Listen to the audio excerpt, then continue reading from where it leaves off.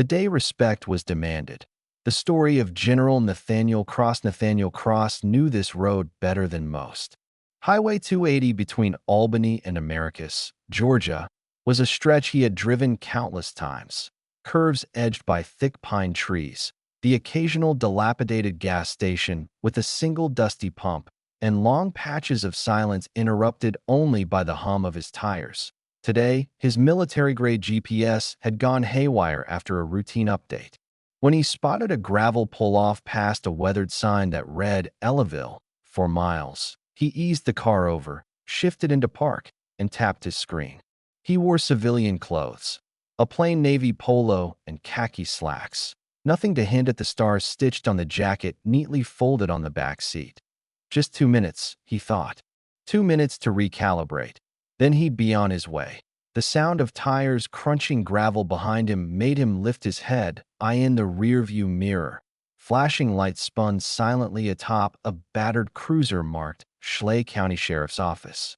Out stepped a woman in tan uniform, blonde hair pulled into a tight bun under her campaign hat, mirrored sunglasses flashing in the afternoon sun. One hand rested on the butt of her sidearm as she approached. No smile, no cautious greeting. Just a sharp tap tap tap against his window. Nathaniel lowered it halfway.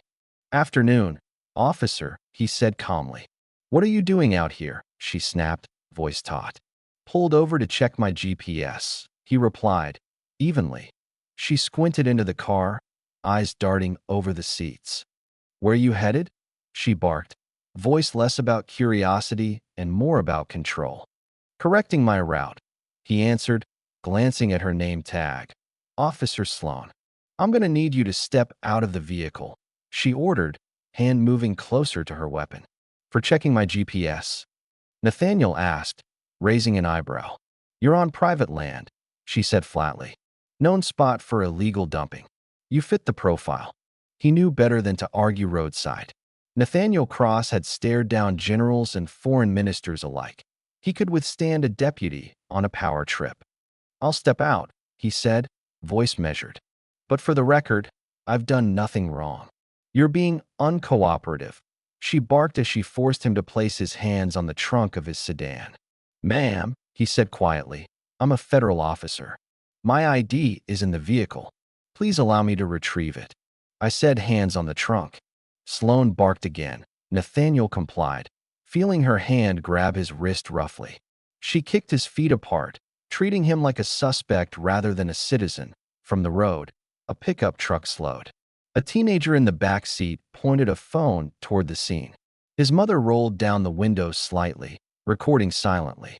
No one intervened, but everyone watched, because something in the way Nathaniel stood there, calm but firm, told them something wasn't right. "I'm not resisting," Nathaniel said softly, "but I respectfully request you call a supervisor." "You don't get to make requests," Sloan snapped, unclipping her cuffs. "Officer," Nathaniel said, voice calm, "I'm Lieutenant General Nathaniel Cross, United States Army. My credentials are in my briefcase." She scoffed. "You expect me to believe that? You don't have to believe it. You just have to verify it," he said simply. Instead, Sloan stepped back, muttered into her radio about a suspicious male and possible weapon. Nathaniel remained still. Years of battlefield experience taught him when not to escalate. Sloan marched back, grabbed his wallet from his pocket without permission, flipping it open without truly looking, until her hand froze on a black and gold Pentagon clearance card. Her jaw tensed. "Where'd you get this?" she muttered. "I earned it," Nathaniel replied. "Over 3 decades of service." Sloan's face flushed, but she dug in. "You still can't park here," she said weakly. "I wasn't parked.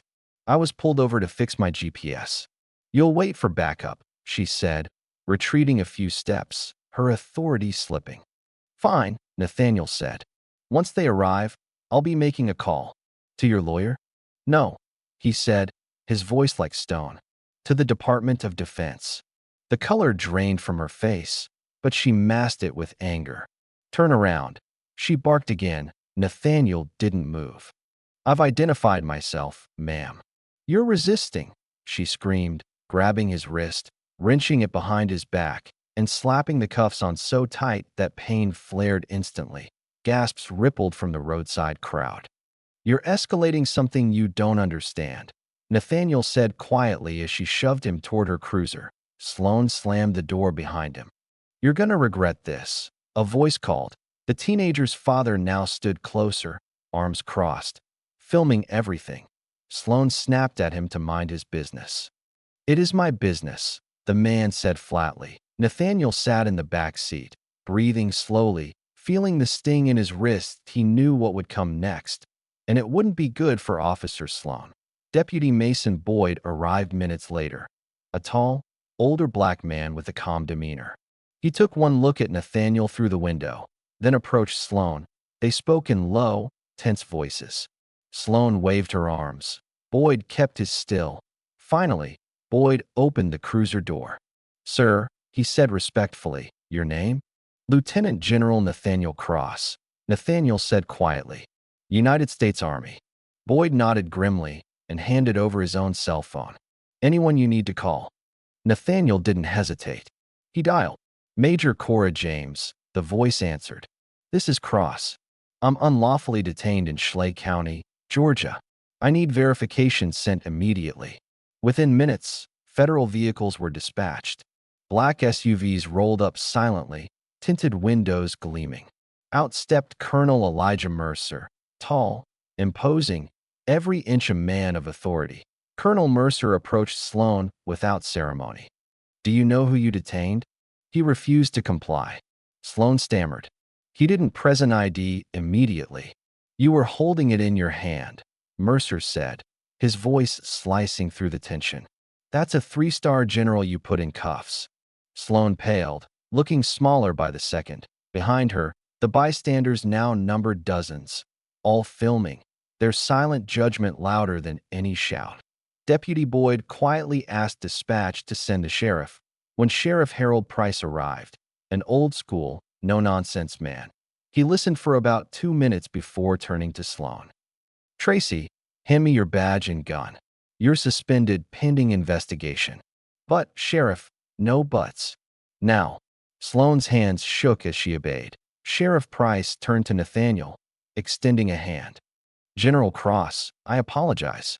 This is not how we do things in this county." Nathaniel shook his hand firmly. "I appreciate that, Sheriff. But understand, this isn't just about me. It's about every citizen treated like they're guilty until proven worthy." Price nodded heavily. "I hear you loud and clear." By the next morning, footage of the incident had gone viral. Millions saw the video of a calm, dignified man being humiliated, and the reckoning began. Protests sprang up not just about race, but about respect, dignity, and restraint. News anchors debated, church groups prayed, students organized. Through it all, Nathaniel remained silent. Steadfast, he didn't seek interviews, that he didn't shout. He didn't rage. ATA Veterans Forum a week later, he finally spoke. "I've fought battles overseas," he said quietly, standing at a small podium in Columbus, Georgia. "But no battlefield is as painful as the one where you're fighting for the right to be seen, truly seen, by your own people." He paused. "But I won't carry bitterness. I'll carry purpose, because anger is heavy. But truth lifts you higher." The crowd rose, not cheering, but standing in quiet reverence. In Schley County, reforms followed. New bias training, new oversight policies. Conversations once whispered now spoken openly. Deputy Boyd was promoted. Sheriff Price issued a department-wide memo. "Respect isn't optional. It's our uniform." As for Sloan, she disappeared from law enforcement altogether. And Nathaniel Cross? He continued to serve, not with a loud voice, but with an unwavering example. Because sometimes the strongest protest isn't noise, that it's dignity, that it's standing tall when the world tries to push you down. And it's never forgetting who you are, even when others do.